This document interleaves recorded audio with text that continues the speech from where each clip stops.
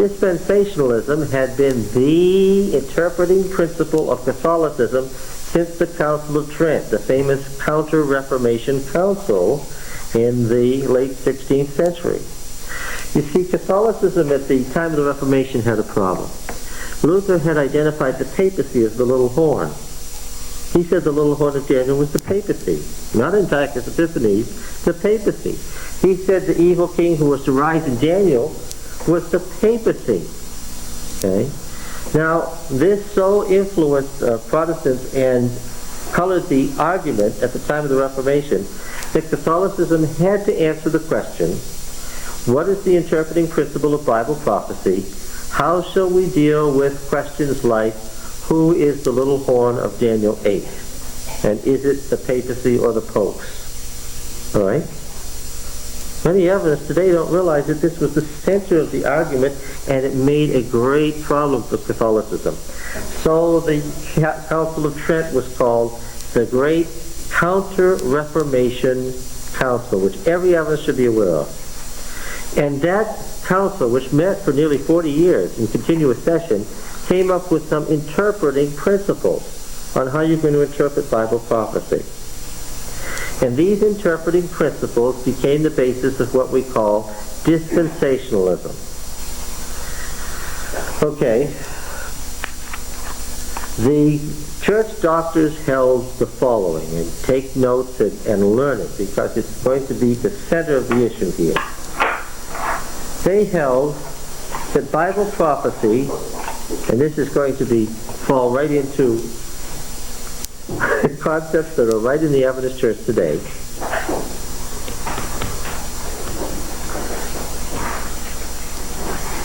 No, I don't think that the Adventist Church is being systematically taken over by the Jesuits.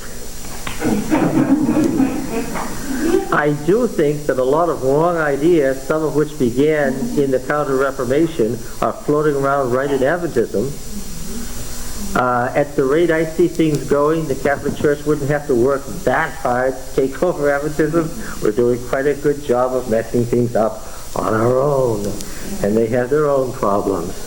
This same liberal conservative argument is going on in Catholicism.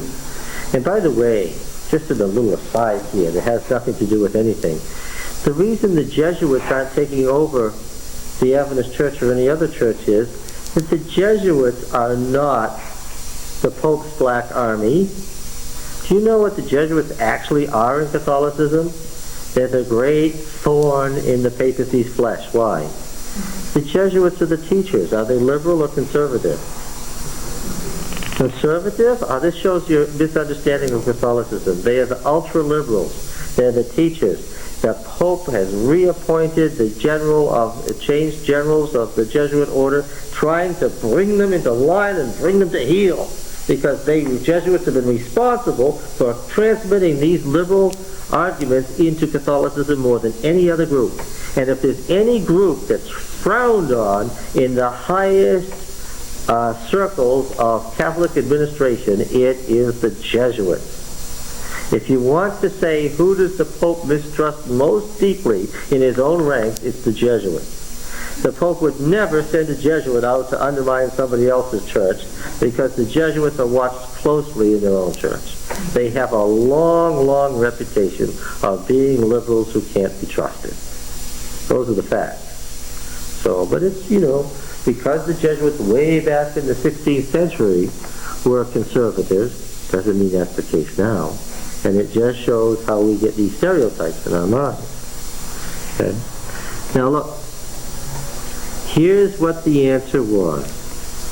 You see, you've got to understand, said the Church Fathers, that prophecy falls into two categories.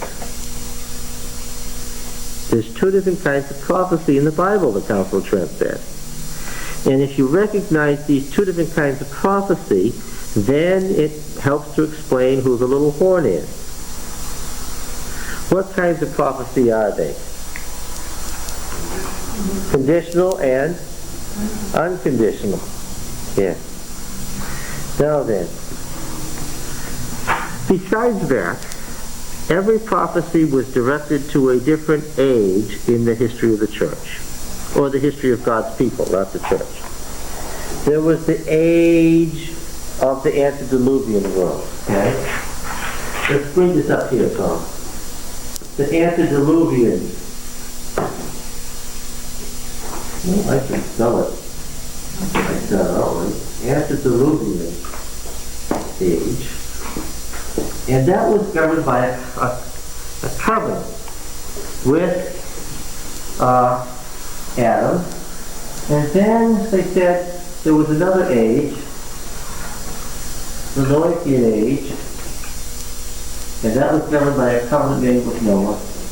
And then there was the so-called Jewish age, and that began at Sinai, didn't it? Right? And that went over until the next age came into being. And what age is this? This is the church age. And that's what we're in now, said the Dispensationalists. And that will end in the middle of the 70th week of Daniel 9 when the rapture comes. And then we'll begin the kingdom age.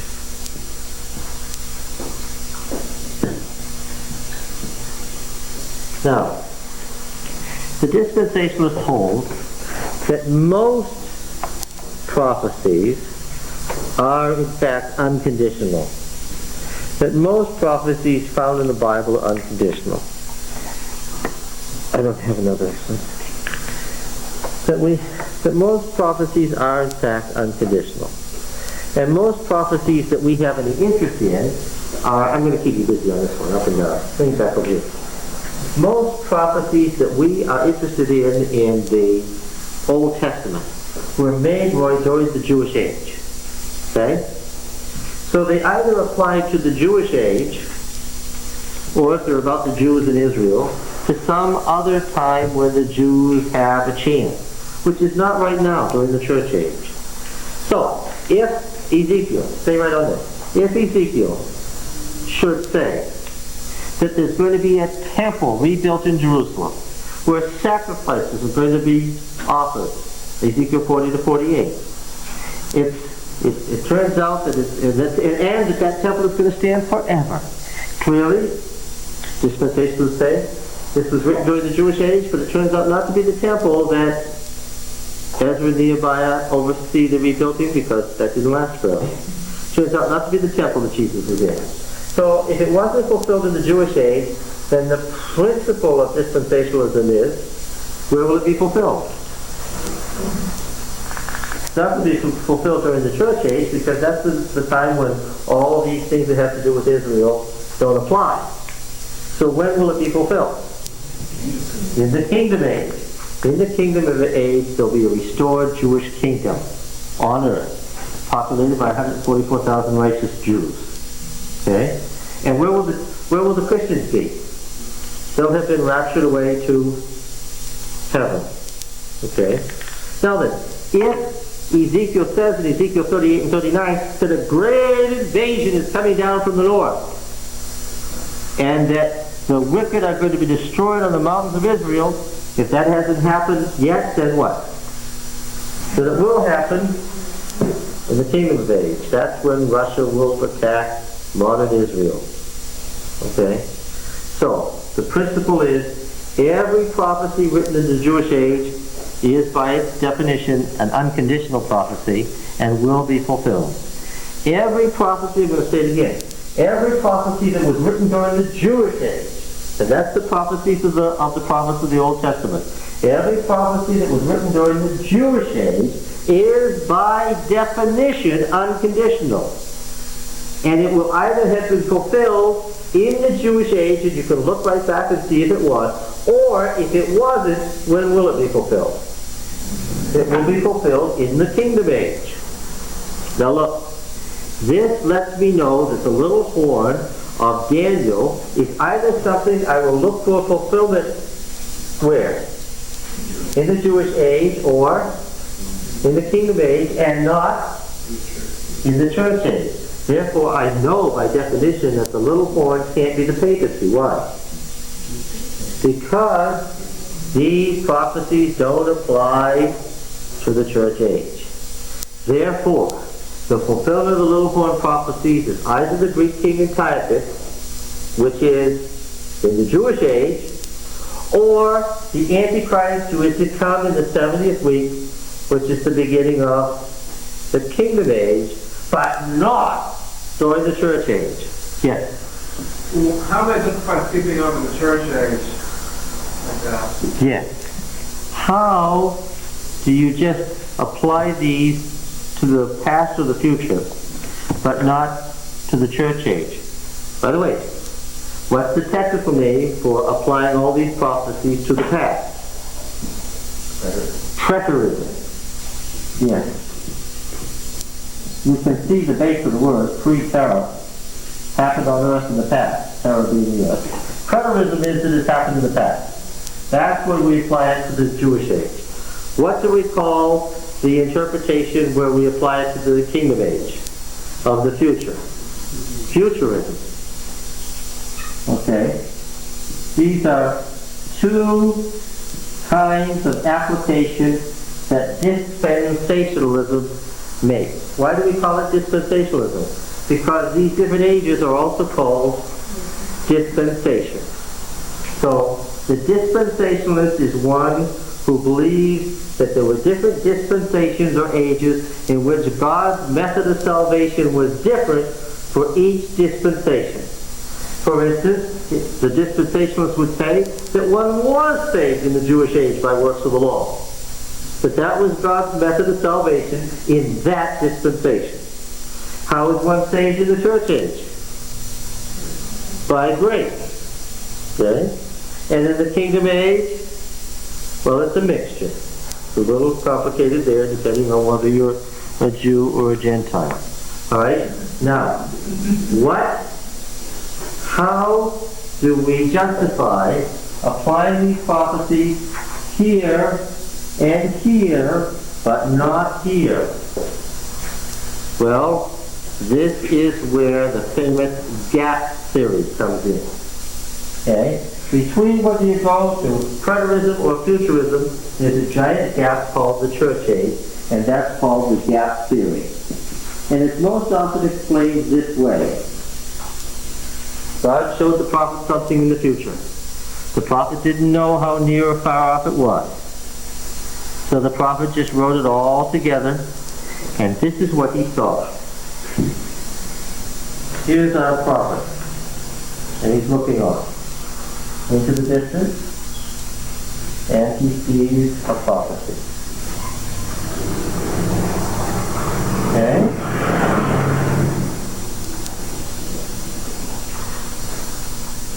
He sees this point of fulfillment, and he sees this point of fulfillment, and there's a giant valley in between that's 20 miles long, but how does it look to the prophet?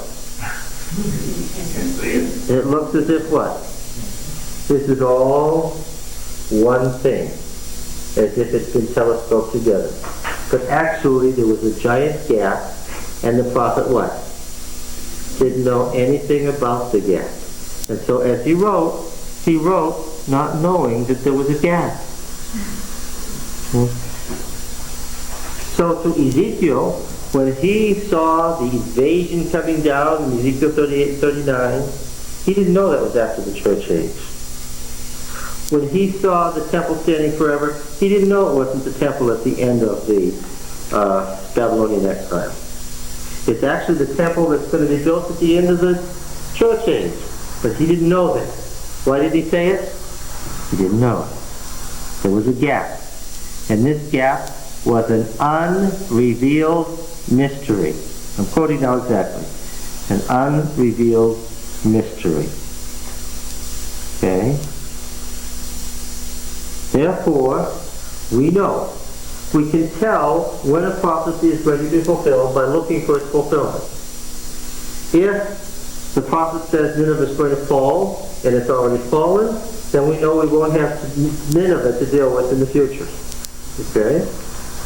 If the prophet says the temple is going to be rebuilt and stand forever, and that hasn't happened, then what? Then we know that it will be fulfilled in the future in the kingdom age, here on earth. But every prophecy, every prediction will meet its fulfillment. Otherwise, what? God would be a liar. Because the principle is that all Jewish age prophecies are unconditional. This is part and parcel of fundamentalism, isn't it?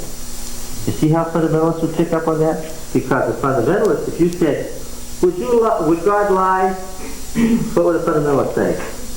Of course not. If God says this is going to happen, brother, then what? Then it's going to happen. You see? That'd be a very typical kind of fundamentalist argument. I want to make sure you understand this. Is this clear?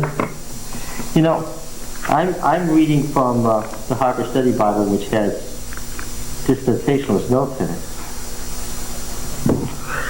Let me take an example. Daniel 9. It has some notes in Daniel 9.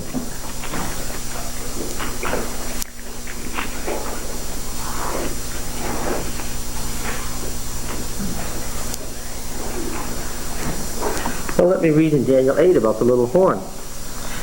This is his note. Now, this is a Protestant dispensationalist, an ultra-conservative, we call a fundamentalist, writing. In chapter 8, Daniel returns to the ram and the he-goat vision, which represents the second and third of the four great kingdoms. They have been spoken of as the bronze and silver kingdoms of chapter 2 and the bear and leopard kingdoms of chapter 7. The two kingdoms here in view are the Medo-Persian and Greek. The little horn here is identified by some as Antiochus Epiphanes, who in 168 profaned the Jewish temple and sought to stamp out the Jewish religion.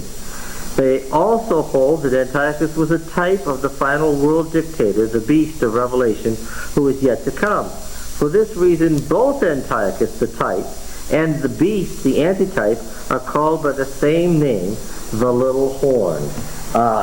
And here's where typology came in, and why we have to be careful with type and antitype.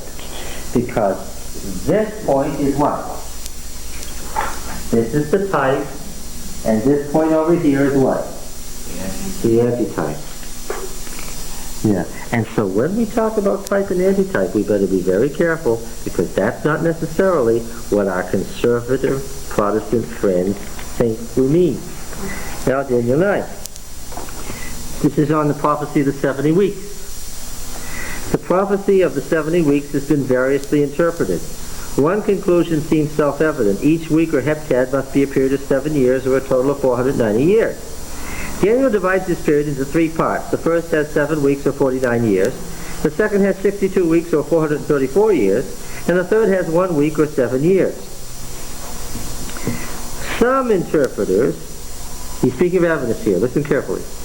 Some interpreters hold that the entire 70 weeks were to follow one upon another without interruption. Yes, interpreters hold that the entire 70 weeks were to follow one upon another without interruption. Yes, that would seem to be the case. Yes, that's the way it's written. Some interpreters hold that the entire 70 weeks were to follow one upon another without interruption. This interpretation, however, encounters the difficulty that according to the Hebrew text of verse 25, there are to elapse only 69 weeks, after which time, according to verse 26, the anointed one is to be cut off.